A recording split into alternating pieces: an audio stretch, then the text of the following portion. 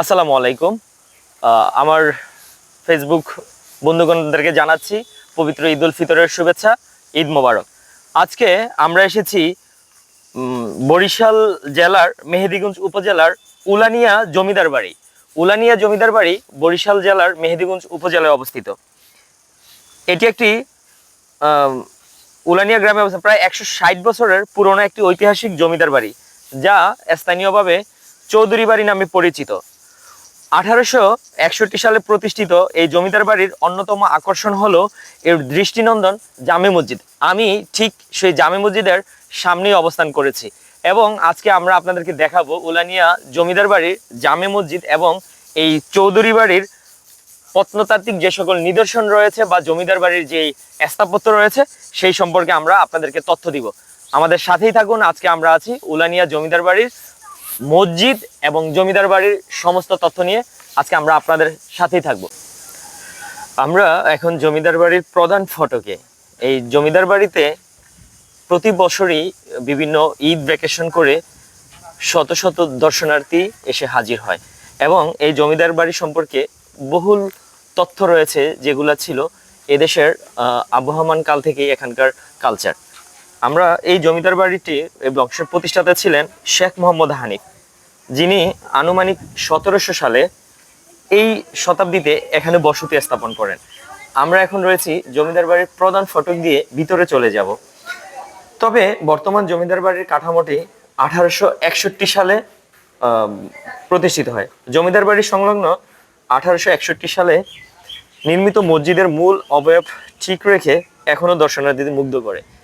এই জমিদার বাড়িটি এই অঞ্চলের জন্য ছিল তৎকালীন সময়ের ইতিহাস ও ঐতিহ্যের এক অন্যতম নিদর্শন, যেখান থেকে এই এই এলাকার জমিদার মোহাম্মদ হানিফ এলাকাটা শাসন করত। এবং সবচেয়ে মজার বিষয় হলো এই জমিদার বাড়িটা হলো নদী তীরবর্তী। আপনারা যারা উলানিয়া জমিদার বাড়ি আসতে চান, এখানে আসা লাগবে নদীপথে। নদীপথ ছাড়া অন্য কোনো উপায় নেই, যেটা বরিশাল জেলা থেকে, বরিশাল সদর থেকে মেহেদীগঞ্জের উলানিয়া যাওয়ার জন্য নদীপথ ব্যবহার করতে হয়। এটি স্থানীয়ভাবে একটি পরিচিত পর্যটন স্থান।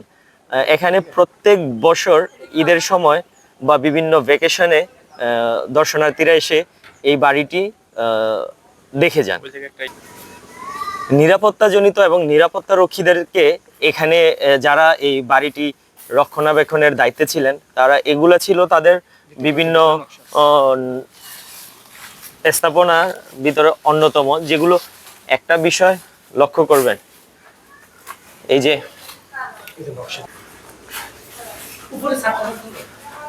আপনারা অবাক হবেন 1800 সালে যে এই যে সমস্ত যে স্থাপত্যের যে ডিজাইনগুলো, তারা তাদের যে শৈল্পিক নিদর্শন এগুলো দিয়ে তারা মুগ্ধ করেছে এবং তাদের স্থাপনাগুলোকে আরো বেশি সৌন্দর্যমণ্ডিত করেছে।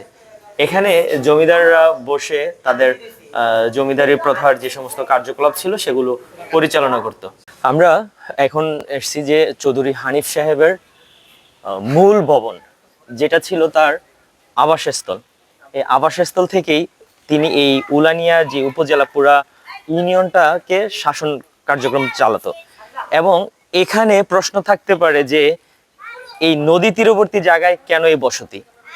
তৎকালীন সময়ের সবচেয়ে যোগাযোগের যে বাহনটা ছিল সেটা ছিল নদীপথ, এবং এই নদীপথেই তারা যেখানে বসতি স্থাপন করত নদী তীরবর্তী জায়গায়, এবং এখান থেকে তারা তাদের যে শাসন ব্যবস্থা এগুলো পরিচালনা করত। এটাই চৌধুরী হানিফ সাহেবের মূল আবাসস্থল এবং তিনি তার বংশরা এখানে অবস্থান করত। এত সুন্দর একটা চৌধুরী বাড়ির যে 1860 সালে যিনি যে স্থাপত্য তৈরি করেছেন, সেটা এখনো কালের আবহমান পরিক্রমায় তার অতীত ঐতিহ্যভাবে সেই স্থাপনা আজও ধরে রেখেছে এবং আমরা বিশ্বাস করি এই স্থাপনা ভবিষ্যতেও থাকবে। তবে এটার বর্তমান যারা বংশ রয়েছে তারা কিছু কিছু পরিবর্তন করেছে, সেটা রঙের হতে পারে এবং কিছু কিছু তারা সংস্কার করেছে। এবং আমাদের পাশেই তার মূল ফটক দিয়ে যেটা আমরা এসেছি সেটা হলো গিয়ে মূল ভবন, যেটা হলো গিয়ে অতীত স্থাপনা। এটার পাশে তারা সংস্করণ হিসেবে আরেকটা ভবন তৈরি করতেছে, যদিও এটা তার আগের যে স্থাপনা রয়েছে সেগুলোর কিছুটা সৌন্দর্য নষ্ট করেছে, এটা আমরা বলতে পারি।